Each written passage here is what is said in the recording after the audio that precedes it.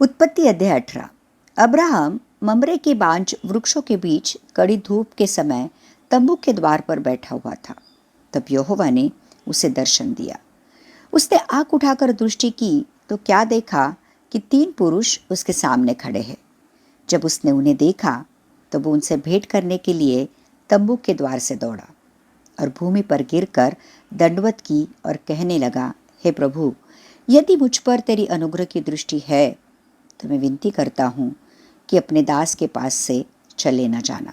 मैं थोड़ा सा जल लाता हूँ और आप अपने पैर धोकर इस वृक्ष के नीचे विश्राम करें। फिर मैं एक टुकड़ा रोटी ले आऊँ और उससे आप अपने अपने जीव को तृप्त करें, तब उसके पश्चात आगे बढ़े, क्योंकि आप अपने दास के पास इसीलिए पधारे हैं। उन्होंने कहा, जैसा तू कहता है वैसा ही कर। तब अब्राहम तुरंत तंबू में सारा के पास गया और कहा, 3 सा मैदा जल्दी से गूंद और फुलके बना।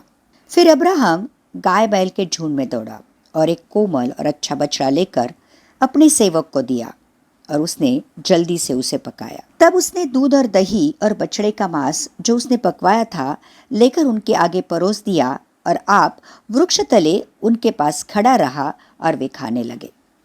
उन्होंने उससे पूछा, तेरी पत्नी सारा कहाँ है? उसने कहा, वो तंबू में है। उसने कहा, मैं वसंत ऋतु में निश्चय फिर आऊंगा और तेरी पत्नी सारा के एक पुत्र उत्पन्न होगा।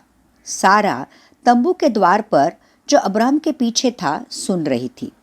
अब्राहम और सारा दोनों बहुत बूढ़े थे और सारा का मासिक धर्म बंद हो गया था। इसलिए सारा मन में हंसकर कहने लगी, मैं तो बूढ़ी हूँ और मेरा पति भी बूढ़ा है, तो क्या मुझे ये सुख होगा? तब यहोवा ने अब्राहम से कहा, सारा ये कहकर क्यों हंसी कि क्या मेरे जो इतनी बूढ़ी हो गई हूँ सचमुच एक पुत्र उत्पन्न होगा? क्या यहोवा के लिए कोई काम कठिन है? नियत समय में अर्थात वसंत ऋतु में मैं तेरे पास फिर आऊंगा और सारा के पुत्र उत्पन्न होगा। तब सारा डर के मारे ये कहकर मुकर गई, मैं नहीं हंसी। तो उसने कहा, नहीं, तू हंसी तो थी। फिर वे पुरुष वहां से चले और सदम की ओर दृष्टि की और अब्राहम उन्हें विदा करने के लिए उनके संग संग चला। तब यहोवा ने कहा, यह जो मैं करता हूँ उसे क्या अब्राहम से छिपा रखूं?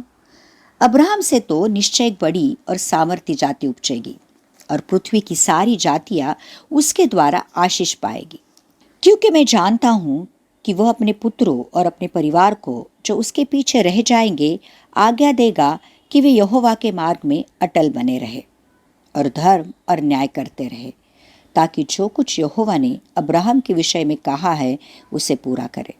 फिर यहोवा ने कहा, सदोम और अमोरा की चिल्लाहट बढ़ गई है और उनका पाप बहुत भारी हो गया है, इसलिए मैं उतर कर देखूंगा कि उसकी जैसी चिल्लाहट मेरे कान तक पहुंची है, उन्होंने ठीक वैसा ही काम किया है कि नहीं, और न किया है तो मैं उसे जान लूंगा।